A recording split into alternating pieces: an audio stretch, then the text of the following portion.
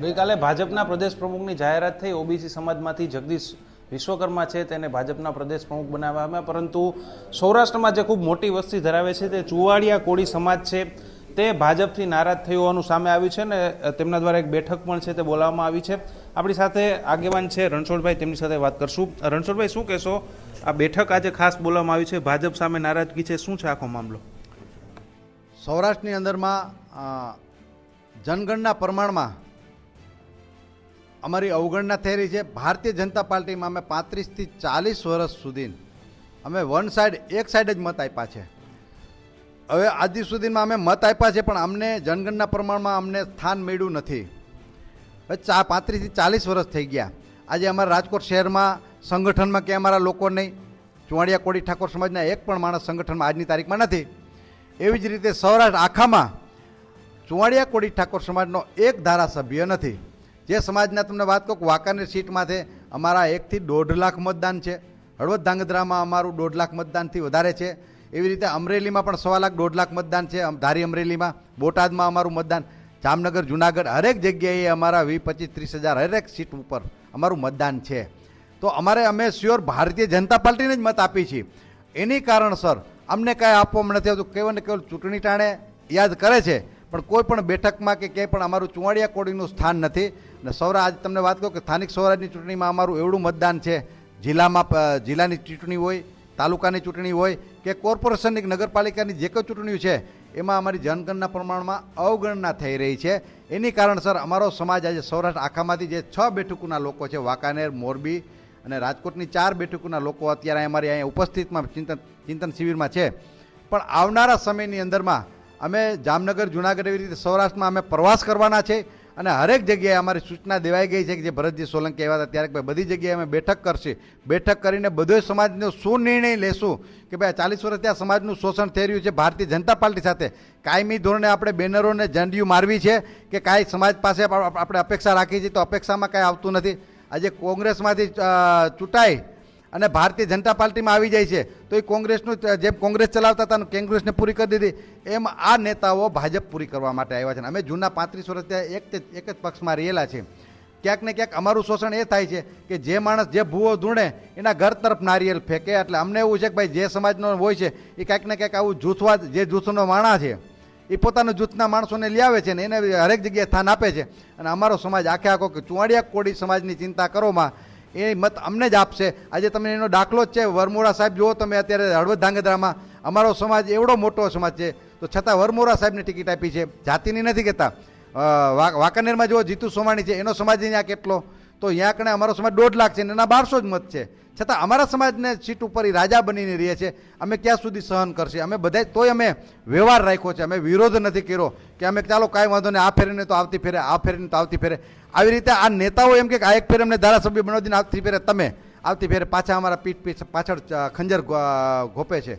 એટલે અમે હવે આવનારા સમયની અંદરમાં અમારા સમાજમાં આજે 2-5 આગેવાનોને હારે લઈને જે અમારું શોષણ કરતા હતા, હવે અમારા સમાજ શિક્ષિત છે અને અમારો સમાજ ખૂબ મજબૂત આગેવાનો છે અને સારા આગેવાનો છે। એટલે આવનારા સમયની અંદરમાં અમે હરેક જિલ્લા તાલુકામાં ચિંતન બેઠક કરશી અને ચિંતન બેઠક કરીને છેલ્લે 1 થી 1.5 લાખ માણસોનું સંમેલન બોલાવશી અને નિર્ણય લેશું। શું લાગે છે શા માટે તમારા સમાજને આટલો અન્યાય થાય છે? તમે ભાજપને આટલા વરેલા છો તેમ છતાં?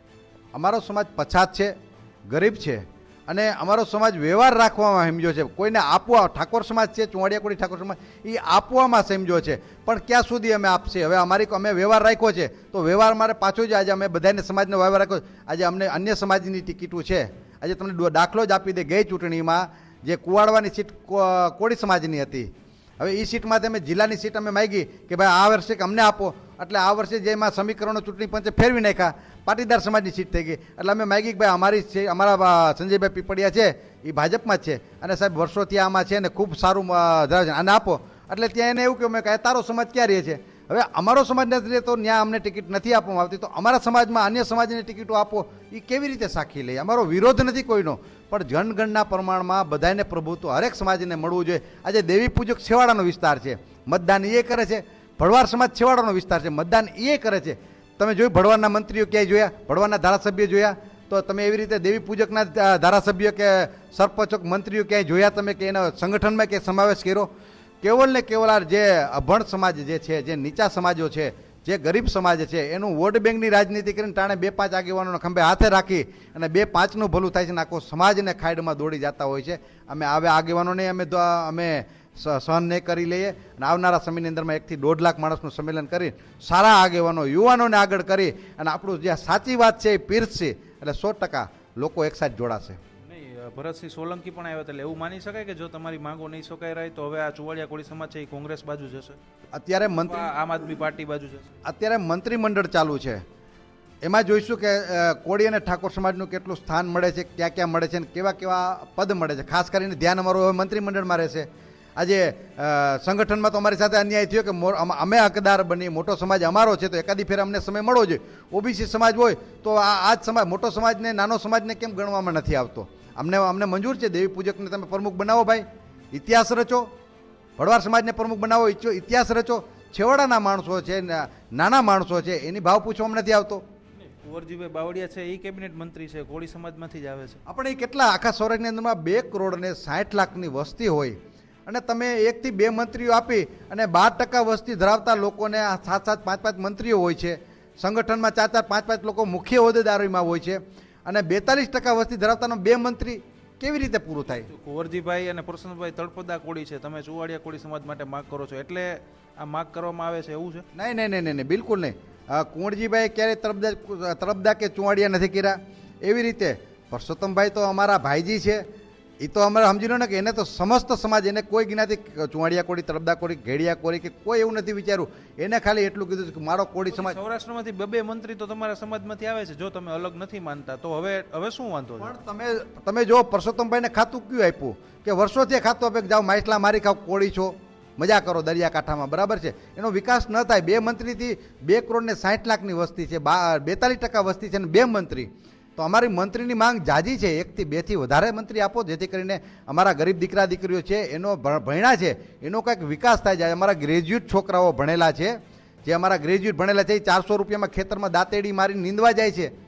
અમને પેટમાં એ ભરે છે કે અમારા સમાજમાં રાજકારણમાં અમારા નેતાઓ નથી તો નિગમમાં પૈસા નથી, ફંડ નથી. રાજકારણમાં અમારા નેતા હોય તો રજૂઆત કરે કાંઈક નિગમમાં ફંડ લઈ આવે તો અમારા શિક્ષિત દીકરાઓ છે એ 2-5 પૈસાની લોનો લઈને એને પોતાનો વ્યવસાય કરે.